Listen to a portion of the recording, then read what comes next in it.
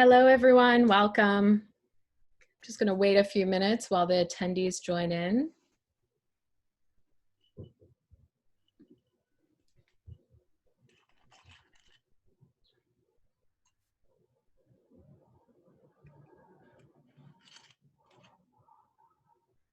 Welcome to the Hunger for Justice series. This is Growing Roots in the Heart of the Empire with Dee Woods and Jyoti Fernandes of Landworkers Alliance. This session is being recorded and will be uploaded to YouTube for public viewing. Thank you everyone for joining the live broadcast. We'll be populating the chat with links to follow and support today's speakers. We are also gathering questions from the audience throughout the discussion, so please submit your questions in the chat for the live Facebook, Twitter, and YouTube, and in the Q&A box for the live Zoom. Again, this broadcast is being recorded and will be available for public viewing on YouTube. Welcome, everyone. This broadcast is brought to you by A Growing Culture, advancing a culture of farmer autonomy and agroecological innovation. Here's the founder of AGC, Lauren Cardelli.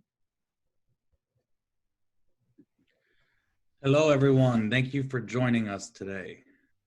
Today's episode is our first episode featuring a group from Europe. The Landworkers Alliance is a union of farmers, growers, foresters, and land-based workers. It is important to understand the significance of producer-led groups. The Campaign for Food Sovereignty, launched by La Via Campesina in 1996, specifically advocated for the rights of communities to define their own food and farming systems. The rights of communities to define their own food and farming systems. This is crucial because the ones who grow our food are often left without a seat at the table. We celebrate researchers, journalists, and chefs while hardly giving the same credit to the ones who produce our food. We all have been to the conferences, the community meetings, or even read the articles which were talking about food systems void of the ones who contribute. Development portrays the same pattern as funders support top-down extensionism, which treats producers as beneficiaries rather than active innovators who feed us.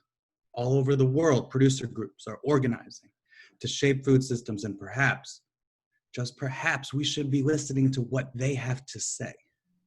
Today's episode is a collaboration with Agroecology Fund, an organization that chooses to listen and prioritize to the very producers who feed us.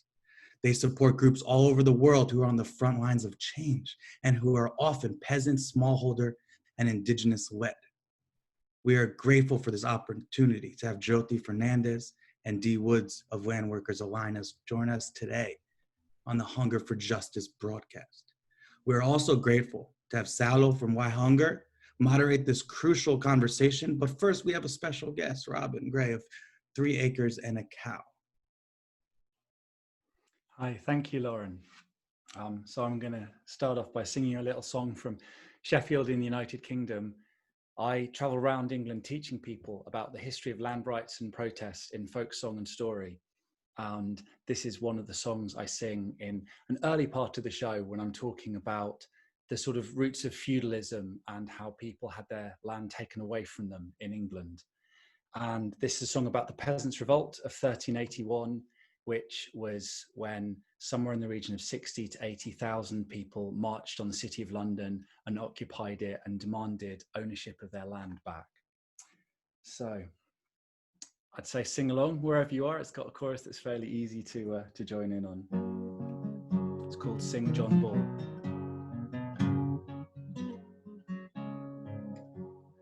Who'll be the lady, who will be the lord, when we are met in the love of one another? Who'll be the lady, who will be the lord, in the light that's coming in the morning?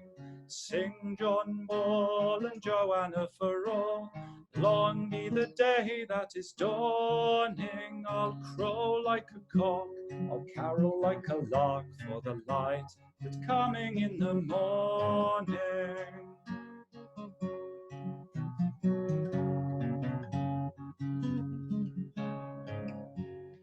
Eve is the lady and Adam is the Lord. when we are met in the love of one another. Eve is the lady, Adam is the Lord in the light that's coming in the morning.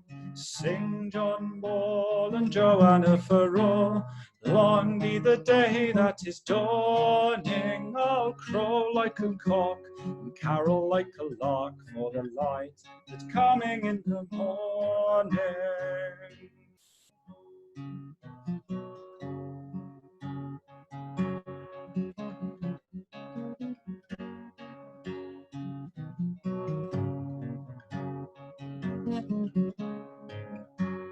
Labor and spin for the fellowship, I say. Labor and spin for the love of one another. Labor and spin for the fellowship, I say, and the light that's coming in the morning. Sing John Ball and Joanna Farrow, long be the day that is dawning. I'll crow like a cock and carol like a lark for the light that's coming in the morning.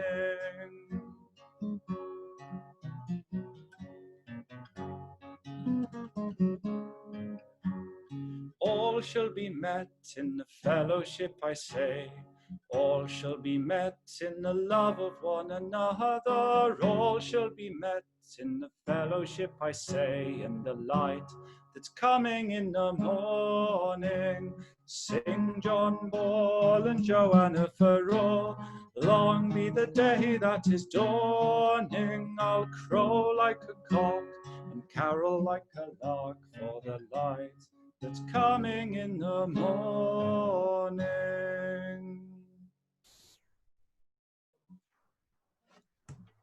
Thank you, Robin, for the beautiful song. Hi, everyone. My name is Saulo Araújo. I'm the Global Movements Program Director at the Y Hunger. We are very pleased with the opportunity to be here and support this initiative.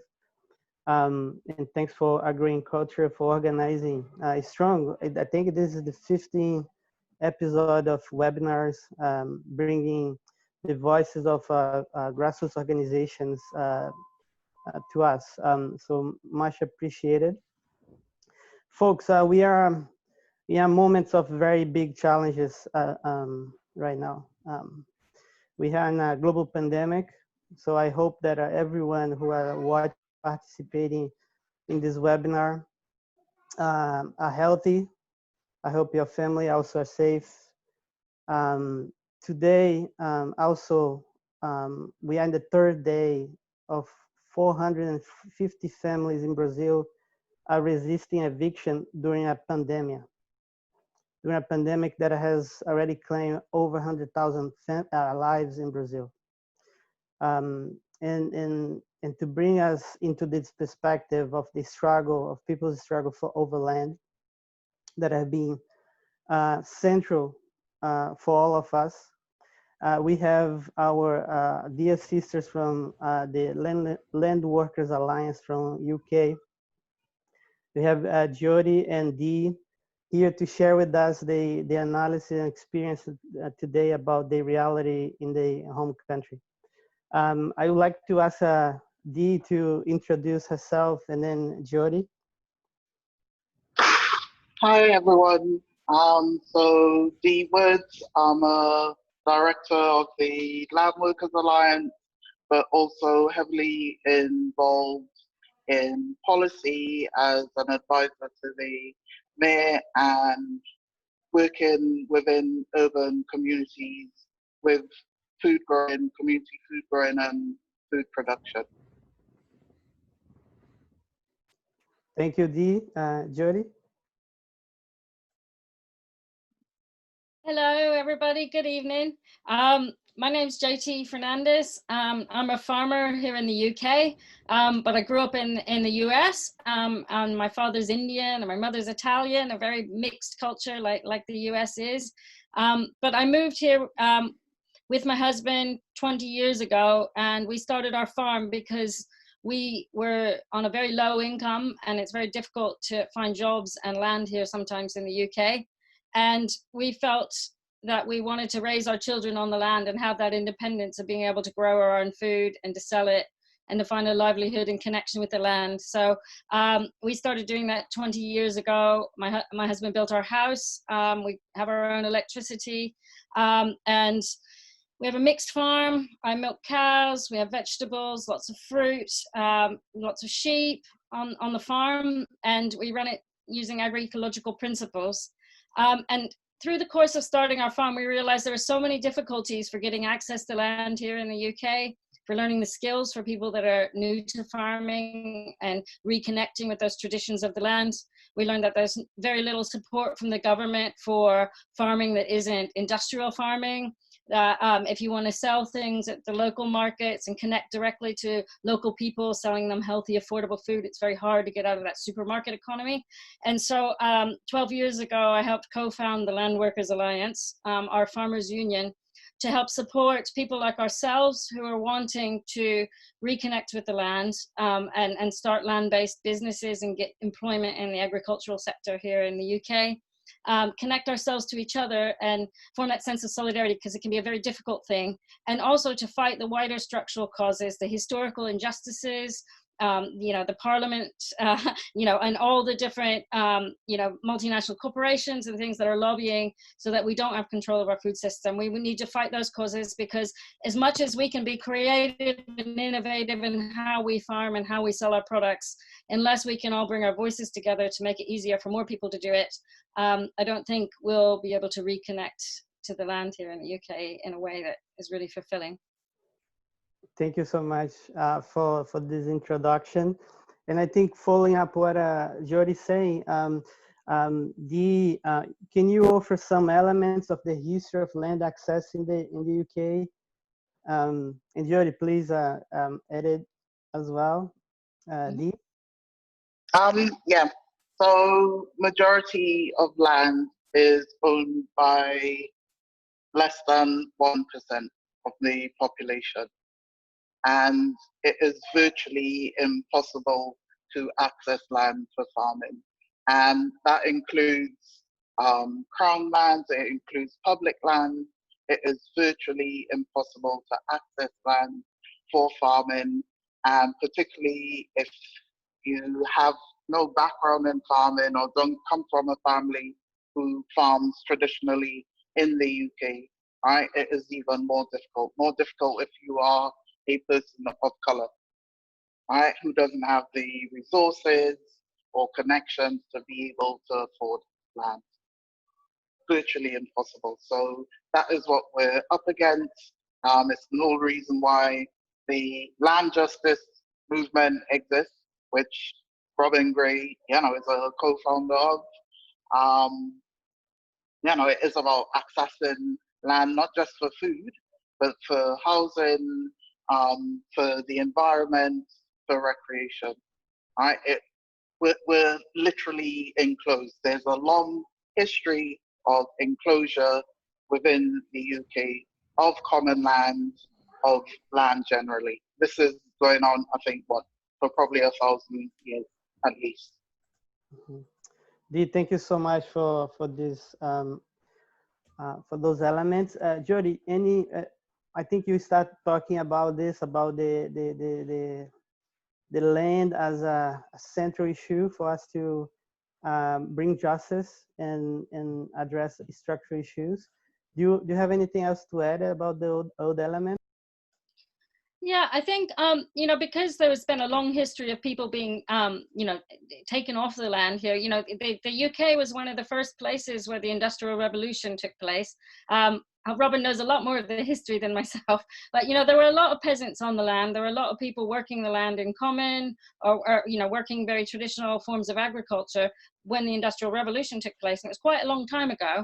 And a lot of big landlords took that land to try and put sheep on it, or just to create very large land holdings. And a lot of those landowners still own that land. And many of the people that were originally peasant farmers in the UK were moved into the cities to work in factories and to be a part of that Industrial Revolution. And that disconnection that happened historically you know, it's something that a lot of people feel like they want to go back to the land. And there are traditional farmers, and there's a tremendously interesting traditional farming culture in the UK. But, you know, a lot of the people that are going back to the land are also people who haven't had that connection to growing up in a farming background, or may have come from other places. Also, the UK has had a long history of colonialism, where there are many people from across the empire, across the world, you know, from India, Africa, and the US, which were all colonies of the UK. And those people were very disconnected from their traditional roots. And so, you know, especially if you come from a background that is from one of those colonial, you know, places, then reconnecting with getting access to land is a really important issue. But to be able to do that, you have to be able to raise finance in some sort of innovative way. And a lot of the times you have to build a house on your land, because housing that's associated with farms can be very expensive here. And that's illegal to do. So many people go through long legal battles to be able to stay on their land and their houses that they built. I have 4 daughters, and you know, our family and my 4 children, we were in our house on our land that my husband built. It was like a little self-built house, and we had to go to court to try and prove that it was okay for us to earn our livelihood from the land here. We did win the court case, but it was quite a long, arduous court case to be able to prove that it's okay to be able to live a simple life in harmony with the ecosystem, which should actually be everybody's human right. Yeah, thank you so much. This picture that you are offering, it's very similar in many aspects with our reality in the US. We have today 95% of the land is controlled by white farmers, and we have more people in prisons than in agriculture in the US. So the land concentration is really a structural issue that has to be addressed if you want to achieve food sovereignty. And what if you all could share some information about how the Landworkers Alliance is doing to strengthen the protagonism of people of color, of the diaspora, of young farmers, immigrant farmers in your country. Dee, you want to start? Yeah, I'll start. So, you know, we are part of the food sovereignty movement, and I think for Landworkers Alliance, it was always really important that we, you know, that we're anti-racist, you know, anti-patriarchy, and we've worked sort of really hard to be an inclusive movement and an inclusive union. So I think in terms of people of color being members, I think we have what, 14%, 15% of our members are people of color. But nationally, we only have less than 1% of people who are farming, right, who are people of color.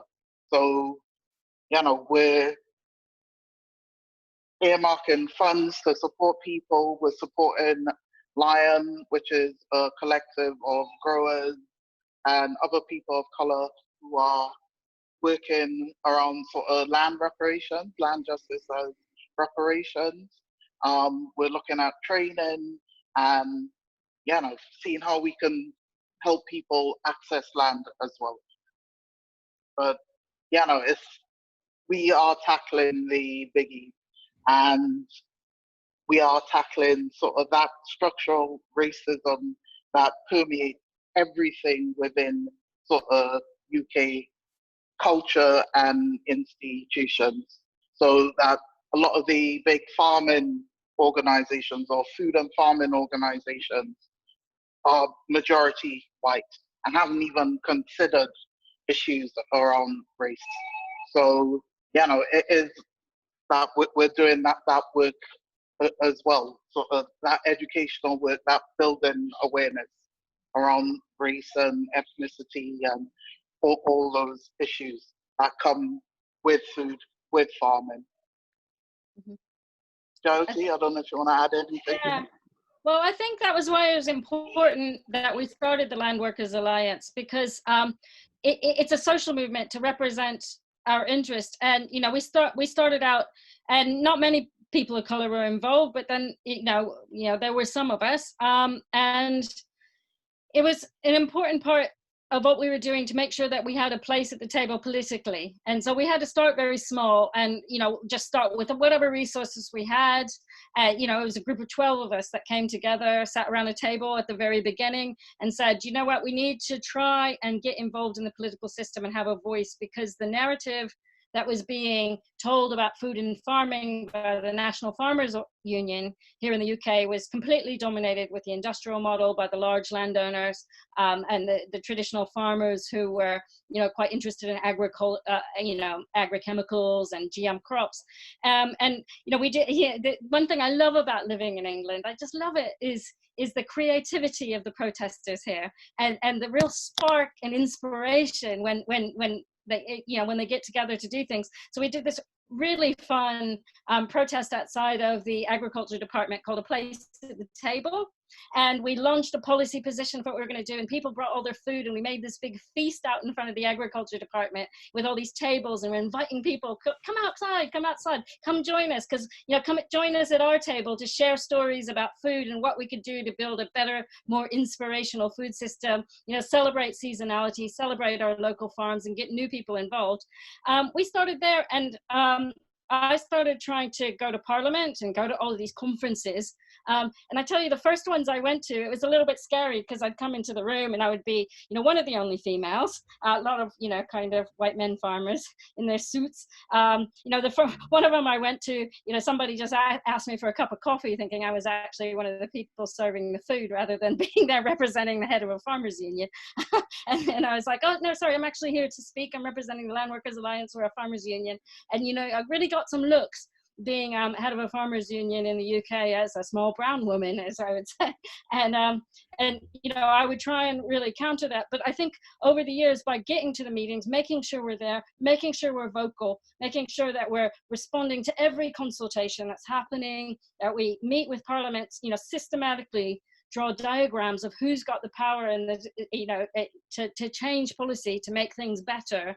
And it might be really tiny things, or it might be really big issues, but making sure we're always there at the table and we've got a systematic voice, and also empowering our members so they understand the political system, they understand how to get to meetings, they feel confident in themselves that they have a right to be saying what they should be saying to try and change things. It's really made a big difference, and hopefully we can just keep up with that and build a strong social movement so that we can be vocal about reforming these long historical injustices. So in the same line, Jyoti, can you tell us how the Landworkers Alliance are organized? What's the structure? What's the division of tasks among yourselves? Can you tell more, and then Dee, you could complement as well? Yeah, we started out as a small union. We're not as big as the big farmers union, but all of our members are active practitioners. It's people who do farm, who are foresters, who are land workers. And so they have, a real knowledge of what they're talking about. And they're actually very passionate about what they do. So what we don't have in terms of large volume of numbers, we have in terms of passion. We also have a complementary supporter member group, which is for people who believe in food sovereignty, who believe in food justice and a better food system. So, we have the side that's the producers, and we have the side that's the people who believe in a better food system. And we work together hand in hand to try and fight for food sovereignty and food justice. We have about 1,200 members now. And we have a board of directors, everybody with equal say. We also, for our paid employees, we have equal pay levels as well, so that nobody's on one higher thing than the other. And we try and keep our wages, sort of not too high, so that we're, equivalent to the people who are working in the fields as well. And we try and get our policy decisions that I work on from talking to our membership, holding workshops where people can contribute their knowledge and experience, and then we pull those together into policy documents, which you can see if you go to our website, and then we can transmit those. And I go and talk to MPs all the time, or go to the House of Lords, or whatever it is, but whatever we say and do needs to come from the real life positions of people who are either experiencing food poverty or looking for access to land, or who want a better food system, or who are practicing farming or forestry.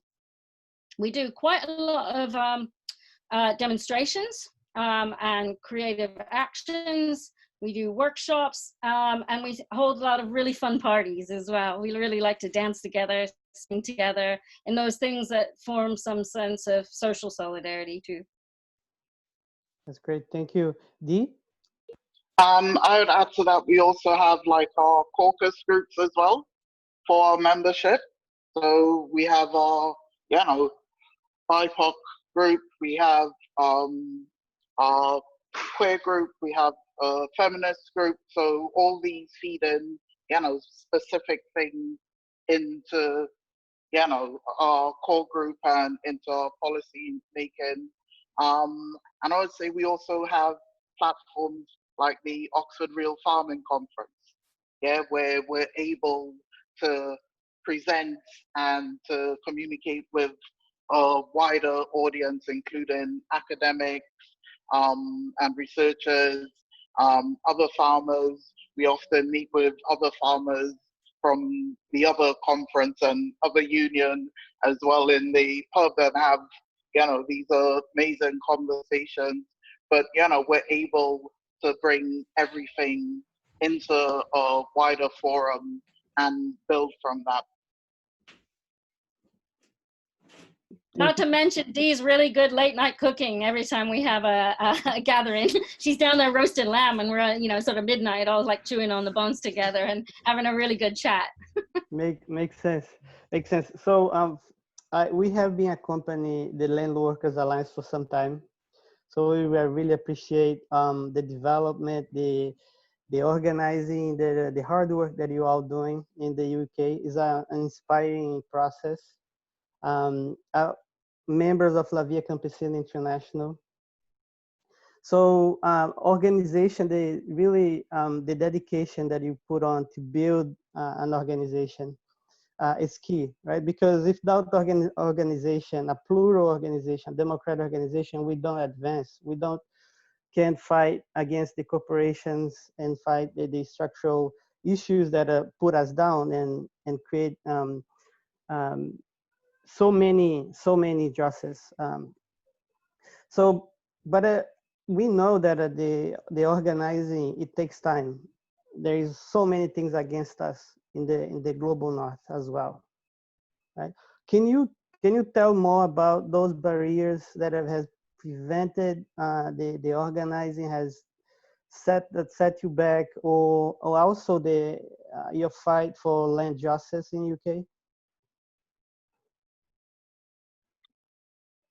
Well, I think at the moment, with La Via Campesina, we are a part of La Via Campesina, and I think we have a very a role I take very seriously in trying to take the impact of the sixth richest country in the world, our trade policies, our development policies, and all the impact we have economically, with the city of London being in the heart of where we are. The title of this is making roots in the heart of the empire. So much of what impacts peasant farmers, agroecology, and a move towards a more agroecological, sustainable land use system for the entire planet comes from the policies of these very rich nations. And we have a tremendous responsibility within the Landworkers Alliance, not just to fight for our own land justice, but to try and work for policies that are, that ultimately, as taxpayers in this country or people who are living here, we have a responsibility to try and shape those policies so that the impact of what's going on here it is something that we can be proud of, rather than it is destructive. And it's very difficult because there's quite a lot to do. There's just so much to do. And I for a little while for La Via Campesina, I was trying to do a lot of the work, being able to go to Rome for the Food and Agriculture Organization meetings, or to talk to our development department here about the policies that are going on. And, of course, whenever people in La Via Campesina need to come to these meetings that are coming from Africa, from Asia, from South America, they have to get visas. They're often denied visas. It's very difficult to travel. There's a language barrier. And we can do something, being in an English-speaking country, and a place where we can easily travel, to transmit some of those messages, to be a representative, a fair representative for some of our colleagues within La Via Campesina. But, it's very difficult to fight these beasts. Right now we're in the middle of a trade bill and an agriculture bill, an immigration bill, all these things because of Brexit that the UK is renegotiating. We're completely changing our positions on things. We're on the brink of a disastrous trade deal with Donald Trump in the US. And all of these trade policies, where we might start doing trade agreements with India that would impact small-scale farmers, with Brazil that might impact the rainforest, whatever it is, we need to be there and be present at the table, and trying to represent so many voices as part of this huge global movement that we have a responsibility to represent. And of course, if we're trying to run our farms as practitioners at the same time, it's very difficult. Yes. Dee? Yeah, but that also goes the other way, and in supporting sort of localized food in our community. Majority of our population in the UK are in cities. We have a fifth of our population prior to this COVID-19 pandemic who were in household food insecurity, and that has drastically gone up. The majority of the people experiencing that are people of color, Black and Asian people experiencing household food insecurity. So, there are things that we have to influence on a local, city, region, and local governmental level as well. One thing that Landworkers Alliance was pivotal in is the People's Food Policy,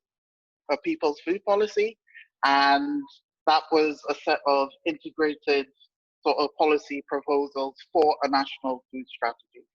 And we nationally, for England, we have a national food strategy being drafted right now. And the first part of it was launched probably about a week ago, and I'm still flabbergasted. It is still stuck in that agribusiness imperial mindset. Food is considered a commodity, and food is so much more. And for me, that is the biggest barrier to shift people's understanding of what food is. Food should be a common resource available to all.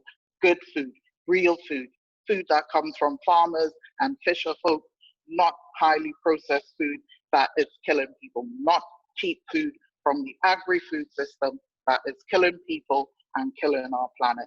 So, that is what we're up against, convincing a government that, growing food in the desert or in what remains of empire, right, is not the answer. We need to be building our food security here, right? And within that, we need to be moving away from a nationalism around what British food is to food sovereignty. As communities deciding what they want for their communities. Thank you so much for that. Definitely the fight for food as a human right, and also the codification of that right in our constitutions. It's a critical and can be a very important aspect. The US government has been blocking this for as much as possible. And so has the UK government. In the UK government as well. Things that has to be addressed, because as they has pointed out, is a human right, and then we have to defend that. But we don't have the legal mechanisms in place yet. Here they consider it a market commodity, so like you can support Anything if you can show market failure, but they consider food to be a market commodity and not a human right. And so intervention in the market of food is something they won't consider doing. And it's still this very neoliberal mindset towards food, rather than realizing, you know, it's actually a basic human right. We can support farmers to be producing food, you know, and make sure that everybody has enough food to eat. And yeah, it's a very difficult thing to kind of counter, but we need that right to food legislation here. It's not here. Right. And then there is another one, the UN Declaration on Peasant Rights. There are many global North countries try to prevent and block the approval of the declaration. So, and we know, and looking and hearing, listen to you all about the work of the Landworkers Alliance. The solutions are with the people.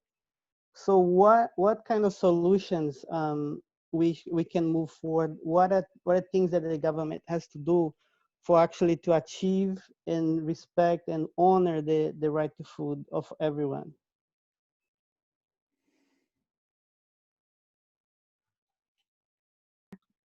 I know it's a big question, D. Let's start with you. Big question. One, I would say within that, we should have free universal school meals for children. And, you know, literally particular organizations had to take legal action against the government recently, right, to extend sort of, you know, access to free school meals. And the National Food Strategy is considering extending it, but still, you know, something that's going to be means tested. It still means, you know, there are children who will not access that. Right. So for me, you know, that is fundamental. We need to feed our children. Right. So must be universal. We need to look at procurement, public procurement. So hospitals, you know, you wouldn't believe what people eat when they're ill in hospital. It isn't food. Right? We have a sickness industry. It's not a health industry. Right? It is a sickness industry. So public procurement, so hospitals, public places, prisons need to be buying from our local farmers and producers. Mm-hmm. Right now, that's minimal, if at all. So I mean, there's the Preston model, which, you know, sort of tries to achieve that at a much higher level. But we need that at a national level where every local authority is buying from our local farmers initially. What else? Well, I think, I mean, the two things I kind of try and work for is that that government intervenes and makes sure to support local food systems and controls the power of the big multinational corporations, controls the power of the supermarkets. On one hand, it needs to bring up the support for local food systems. It needs to intervene and support agroecological producers, whether that's giving them access to land, training, resources, finance. Subsidies should be geared towards agroecological farming and not industrial farming. Industrial farming needs to be regulated and controlled. And the reason that intervention needs to take place is that good food, organic food, should be accessible to everybody. It shouldn't just be a niche market where, you know, it's fancy farmers markets or it's very expensive and exclusive, and the people that farm that way just get a premium for doing it. Everybody should be able to expect organic, free range, really good food, you know, and that intervention needs to happen so that local food systems are supported. And our trade rules need to be much, much better. We've got a big battle on our hands right now where we've been trying to get the people in Parliament and in the House of Lords to vote on an amendment to our legislation that bans the importation of food that's produced below UK standards. So if pigs are raised in farrowing crates, for example, or if hormones are put into beef, or chicken is washed with chlorine, or if it's sprayed with loads of pesticides, that is actually banned and not allowed into the UK. The UK also doesn't allow genetically modified crops here. And right now there's big vested interests trying to push all of these things, big companies trying to push these products into the UK markets. And these trade deals are opening us up to this kind of cheap food, this low produced food. And we want to see legislation that stops those things coming in, but enough support for our producers so that it won't make the good food that's being produced here exclusive and expensive. And, I think it's within government's power to actually put some firm rules into place, but we just need to push them to do it, because otherwise they just fall back on the market, and the market, rewards those that are doing the really poor industrial farming. Yeah. The question is big because also we want to ask the participants to contribute, asking questions, follow-up questions, what Dee and Jyoti said here. So please, I saw some questions already coming in, and thanks, Robin, for sharing some information, additional information. So before we open for everyone to ask your questions, we want to allow Dee and Jyoti to share final thoughts. I know that it's not enough for us to go over all those issues. It's never enough. But it would be important to hear you before we open to our participants. One of you, Dee or Jyoti? Yeah, my quick thing is that I think get involved if you can. If you have any possibility to get involved in actually working the land yourself and starting a farm, it's a really rewarding occupation. I was doing my university degree before I met my husband and decided to move to the land. But being on a computer all day compared to actually farming, there's no comparison. Being connected to the land and raising your kids on the land is an amazing thing to do. And do get involved in just trying to change politics, because every little change you make makes a difference. And I've seen over time, over the last 20 years of doing this, that it does change things and things can move forward, and don't give up hope. Okay, I'm going to go a different way and quote my friend Claire, who's an organic grower, Claire Rattenon, and she wrote recently, "I, from a seed, germinated and grew on English soil, but because my skin, my hair, speaks of another land, a non-native, I will always be." And I will say we need to, right? I dare everyone to establish deep roots. Establish those deep roots of, claiming land and claiming soil and, working the land as people of color. We belong here, right? We belong here. Thank you. Beautiful. So we have 3 questions for the beginning of this for this panel.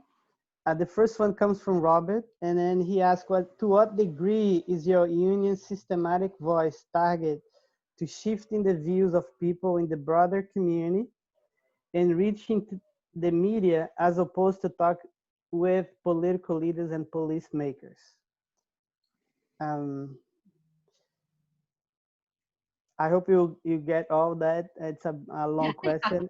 So what I think Robert is trying to say is that how you mass communicate, what's the strategies to get more people knowledgeable about those issues? I think we try and do all of it in different ways. My particular job is to go and talk to the House of Lords, and I spend a lot of time with people with very posh accents, and it's a bit funny. But that's not everybody's bag. And I think the more we can talk with each other and raise our knowledge levels and confidence up together as a movement, it means every conversation that everybody has, every good meal you have with your family or your neighbors, every time you go on a demonstration or talk on a radio show, or get something in, even if it's your local newspaper, it's influencing the wider community. And as a movement, it's all of our responsibility to do this, and we can have a much bigger impact that way, because just by talking to 1 or 2 people, even if they're the most powerful person in England, it's not going to change everything unless the groundswell of public opinion and understanding is there to support what you're talking to, somebody who thinks they have power, but actually the power is in the people. Yeah, thoroughly agree with that. And sort of likewise, a lot of my work is either at that level, House of Lords, local government, but also because I work in communities, it is speaking with ordinary people and talking to ordinary people. So I had ordinary people feeding in to a people's food policy. It meant breaking things down. So doing that work of breaking things down and explaining things and sort of relaying that. So it's not impossible. We do it all the time. We do it on our different platforms. So, I'm always on the radio. I use my own radio show as well to rant and talk about issues. But, we have platforms and we use them. And song does a great job of it. Robin does a great job, inspiring and changing people's minds through getting songs in people's heads, and then it changes how we work. There's a cultural identity to a social movement as well. And, and it's not just about, let's go back to Little England and old-fashioned farming. We draw from those roots, but we're drawing from so many roots because this is a multicultural world, but we want a multicultural world where as modern people, we're connected to each other, we're connected to the land, we're connected to roots, and we're growing and evolving all the time as this new modern, way of living in harmony with the earth and each other. Thank you both. So we actually have a number of questions. And what I'm going to do, I'm going to do in block. I'm going to join 2-3 questions together for us to make sure that we could honor all those questions that are coming from different channels. But there is one question here that from Fatima that comes. I believe she's probably in the UK. She's asking, how can we get more BAME communities in the UK mobilized to engage with the issue of land justice and access to land? All right, so for people who don't know, BAME stands for Black, Asian, Minority, Ethnic. All right, a term I refuse to use because we are majority people, right, who are being racially minoritized in the UK. Okay, so there are various networks and emerging networks of, people of color throughout the UK. And who are working on accessing land. So as I said, there's Lion, there's the Maya group in Birmingham, there are people in Wales and Scotland, but as Landworkers Alliance as well, we have our own group and we're sort of meeting with our members and discussing these issues. And in our meeting yesterday, one of those things was around education, so broader education, but also direct education in terms of skills. And that is something that, Landworkers Alliance is really up on in terms of developing sort of accredited and non-accredited sort of learning opportunities for people. So watch this space. Things are coming. We are working on things, and across the board, with affiliated sort of careers around farming. So not just actual farming, but things affiliated with it. So like veterinary science as well. Watch this space. Thank you so much, Dee. Jyoti, if you don't have anything to edit to this, are you back? Yeah, we can go to the next question. All right. So I'm going to start with you, Jyoti. So we have 2 questions. I'm going to put in a block. The first question is, could you tell us more about the solidarity, the CSA, the community support agriculture / community kitchen work you do? And how do we get past narrow-mindedness of statutory bodies that they are creating barriers to achieve food sovereignty? Well, the solidarity box that we're doing, it's actually Dee is kind of instigating that going on in London. But generally the philosophy with community supported agriculture is that, you know, it's not just the whole risk of doing farming landing on the farmer. It's about trying to share with the people who can eat the food, and instead of calling them consumers, really, it's about the community that we share food with. You know, and so it means that the people in a community who want the food invest in that food being grown and support a farmer throughout the season of producing that, and take shares of whatever is seasonal in exchange for having invested earlier in the season. Now, the solidarity box that we're working on is trying to make it affordable for people who are on very low incomes, because there's many people in the UK who are facing food insecurity. And Dee can explain a little bit more about how that's working. But you know, the basic idea is that we want to get people who are producing good quality, healthy, organic, free-range food, and get it to people on lower incomes and make it accessible to them. And I'm going to let Dee explain the mechanism of how we're going to achieve that to you. Yeah, so the sort of solidarity box scheme sort of emerged from experiments over the years about, you know, how can we get good food to people? And sort of myself and other members of Landworkers Alliance, we sort of come up with a scheme that means that the lowest share is the equivalent of what we call a healthy start voucher here in the UK, which is a voucher given to families with children. And it could only be used for fruits and vegetables and milk. So that's our lowest share. But within that, we have sort of higher shares where people are sort of buying some of these lower shares. We also have a solidarity fund that people could just pay directly into, so that, you know, we can give a box to someone who has no access to any sort of public funding, right? And those are the people falling through the nets. So that's at Granville Community Kitchen in Northwest London. It's an area of multiple high indices of deprivation. We literally have no shops, none whatsoever, except new Marks and Spencer's and one of these sort of corner shops that sells highly processed food. All right, so other than that, because it's an area undergoing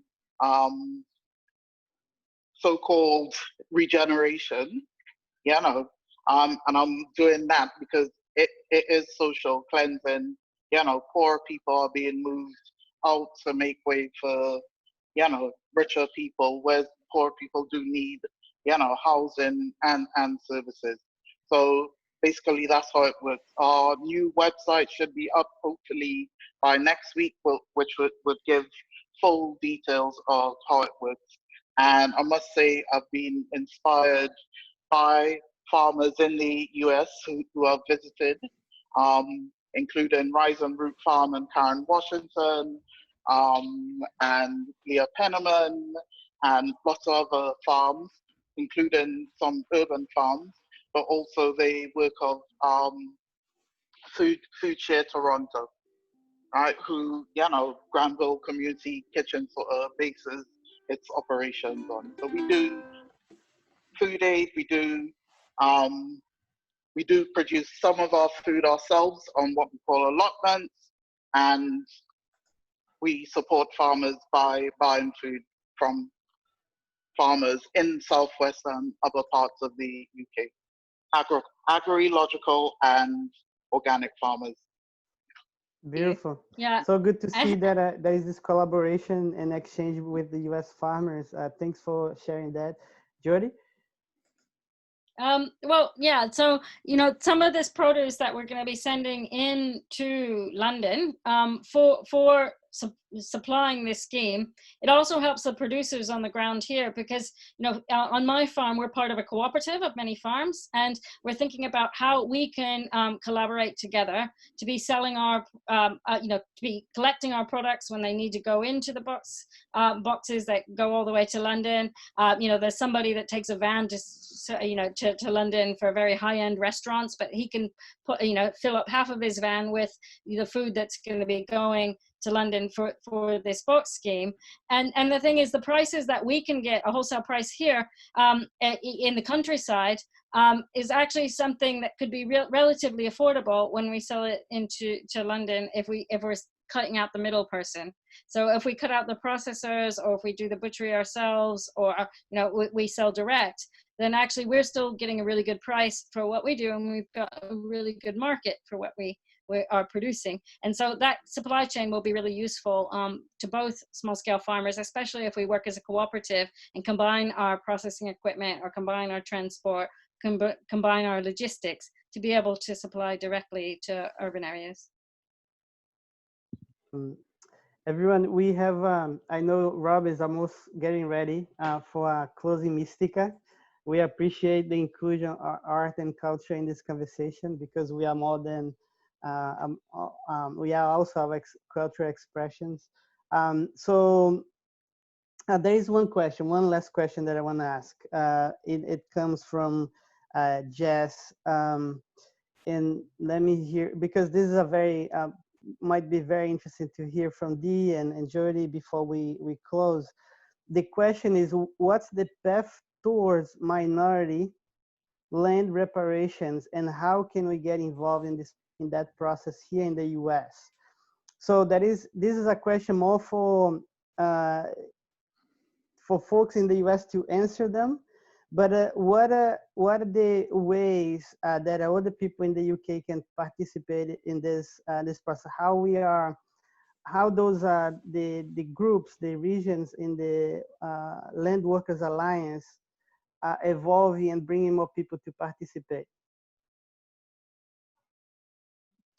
I think for me, it's about having the boldness to ask. There's a man called Vinoba that I studied and learned about in India, who did one of the largest land reforms in history by walking across India and asking people who were large landowners to give land to people who needed it. And and he worked with Gandhi, and I found that really inspiring thing. And I thought the other day, do you know what? Maybe we need to get together some people. And I've been talking to all these tremendously polite people in the House of Lords.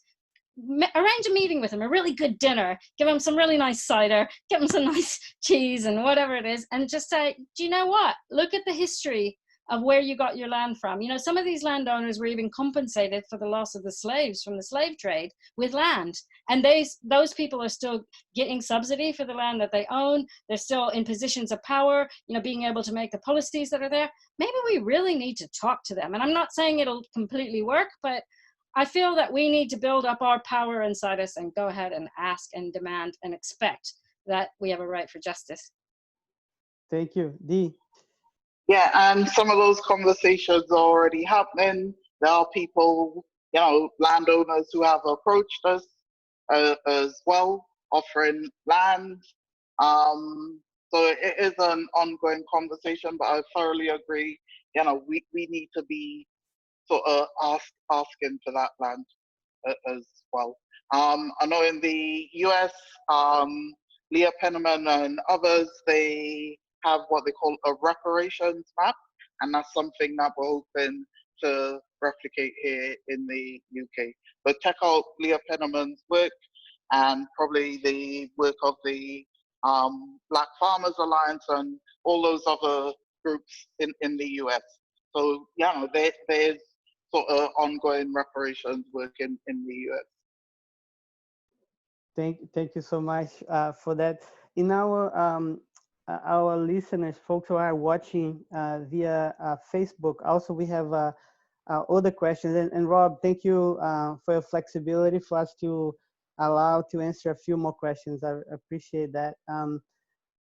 Julia is going to share with us some of the questions that we're receiving through the live stream. This is our first question. What does food sovereignty look like in the UK?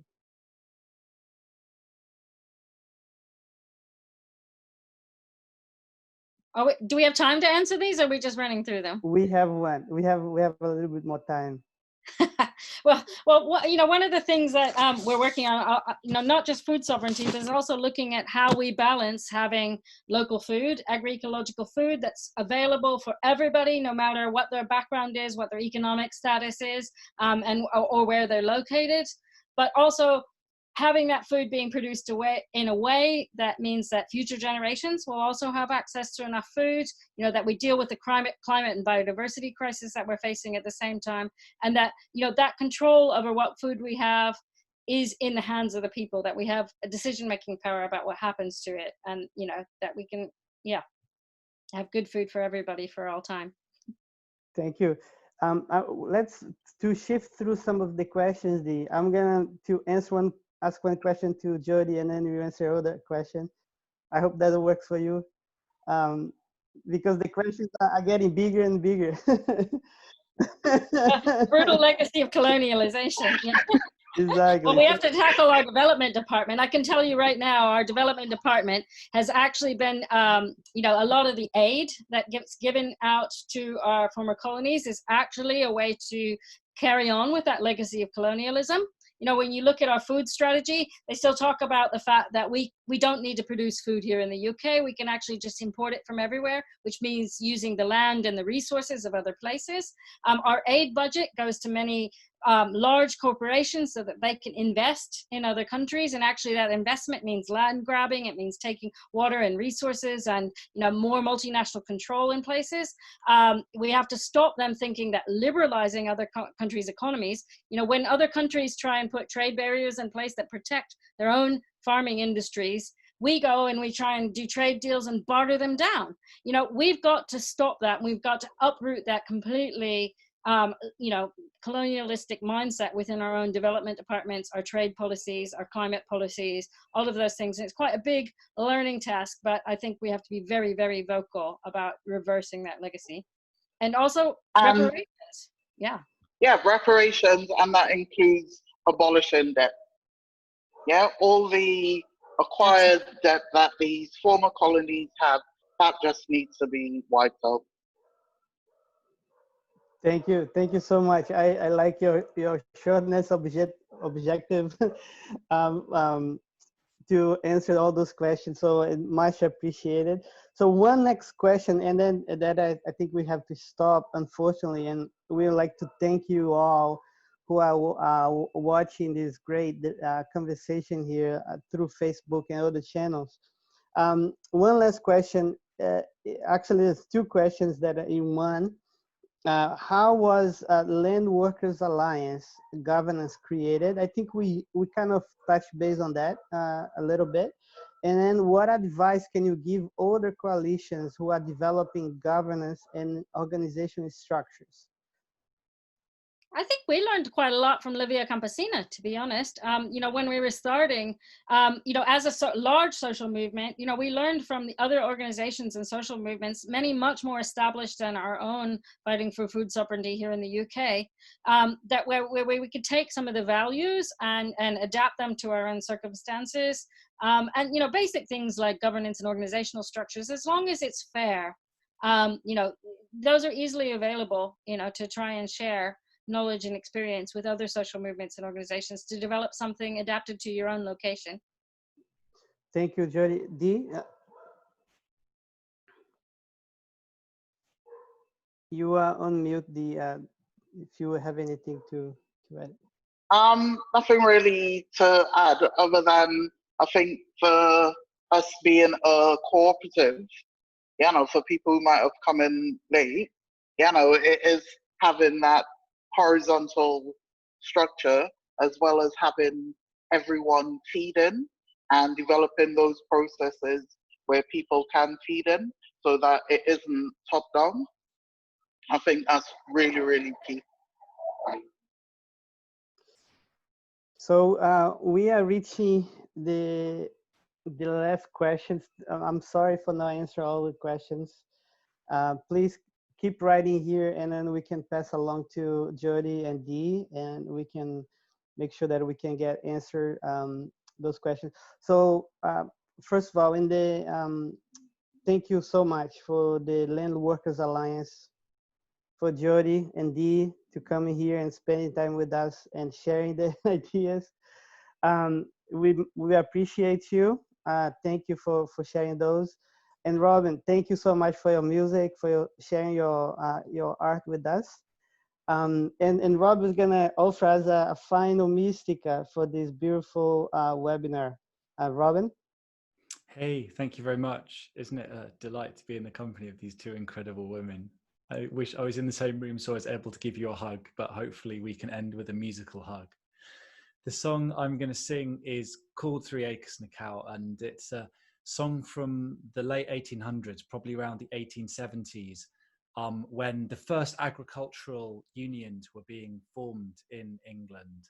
And yeah, land reform was first on the agenda in the late 1800s because it was around about the first time that ordinary workers and labourers' voices were first represented in the corridors of power.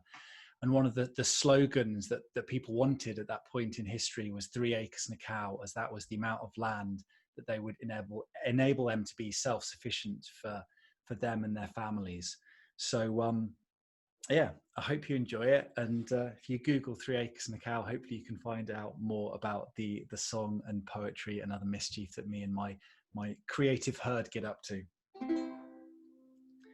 You've heard a lot of talk about 3 acres and a cow, and if they mean to give it us, why don't they do it now?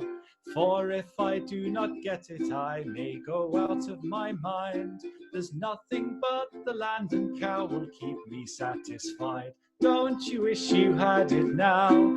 3 acres and a cow. Oh, you can make good cheese and butter when you get the cow. There's a certain class in England that is holding fortune great, yet they pay us all a starving wage to work on their estates. The land's been stolen from the poor and those that hold it now. They do not want to give us all 3 acres and a cow. Don't you wish you had it now? 3 acres and a cow. Oh, you can make good cheese and butter when you get the cow. Do you think they'll ever want to give 3 acres and a cow when they can get us all to take low wage to drive their plows? To live a man, he has to work from daylight until dark, so the Lord can keep his bulls and cattle grazing in his park. Don't you wish you had it now? 3 acres and a cow. Oh, you can make good cheese and butter when you get the cow. Well, now there is a pretty go in all the country through. Us workers, we all want to know what the government will do. And what we have been wishing for, I hope they'll give it now. We're sure to live if they only give 3 acres and a cow. Don't you wish you had it now? 3 acres and a cow. Oh, you can make good cheese and butter when you get the cow. Well, if all the land in England was divided out quite fair, there would be some for everyone to earn an honest share. Some have 1,000-acre farms, which they have got somehow. But I'd be satisfied with just 3 acres and a cow. Don't you wish you had it now? 3 acres and a cow. Oh, you can make good cheese and butter when you get the cow. Thank you, Robin. Just to close, I want to thank you again for the opportunity to a growing culture. I see you, Laurie, and then Julia, and many others who have been working hard to make this happen. Thanks so much for creating this opportunity for us to learn more, and liberation to all, dignified life to all. Let's keep flowing through, and we're gonna get through this difficult moments that we are facing now. Oh, thank you, Salo. I hope everybody got a chance or takes the chance to Google Why Hunger as well. It's an incredible organization. We're hoping to collaborate further. Hopefully we can get another call with Why Hunger bringing in music and liberation work sometime down the road. We'd love that. Salo has been a big inspiration to me ever since I met him first some years ago in the Why Hunger office. So thank you, Salo, so much for joining us. Jyoti and Dee, incredible. The more I get to know both of you, the more I am just incredibly inspired, and I can't wait to come hang out on that side of the pond. Everyone, please, please, please follow and support these speakers, this group, Landworkers Alliance. Go check them out, Facebook, Twitter. They might be launching a revolutionary TikTok soon, who knows, but check them out. Check out Why Hunger and Robin Gray, 3 Acres and a Cow. What a unbelievable joy. My camera was off, but it was because I was moving side to side too much. It was incredible. Thank you very much. Please, everyone, tune in next week. We have UTT from Argentina. The broadcast will be in Spanish with English live translations, right? As we are expanding the horizons of the Hunger for Justice broadcast, we're bringing in speakers from around the world. English is not a universal language, everyone, okay? It's important to be inclusive and to hear stories not in English as well, okay? We are working on that, and there'll be more and more of those kinds of sessions in the future. Next week's is on food sovereignty, organizing for survival, because that's what it is, right? Incredible speakers next week, all right? And please support the broadcast if you get a chance. Text GROW to 850-600-2996, or just go to agrownculture.org/donate. Follow AGC for updates. And please, a special thank you to our sponsors, Milgram and Dascom Law Firm and Eat Your Way Clean. Everyone, thank you. I would like to just ask Jyoti and Dee to say one last thing of any words of optimism.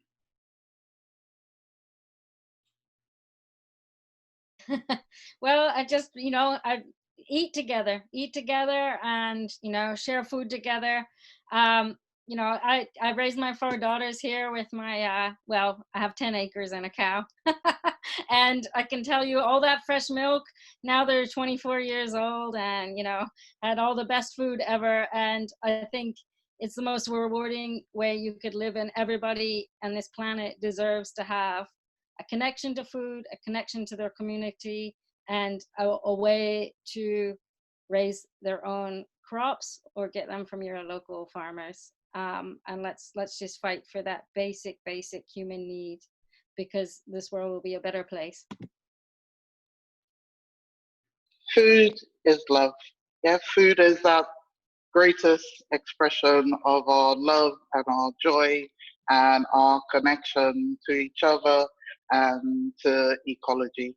Food is love. Thank you so much. Everyone, Agroecology Fund helped partner with this organization. With this broadcast, please check them out. An incredible organization, seriously, incredible. Salo will be connecting further. Thank you so much for being a part of this broadcast. Robin, thank you so much for that beautiful musical therapy and just everything.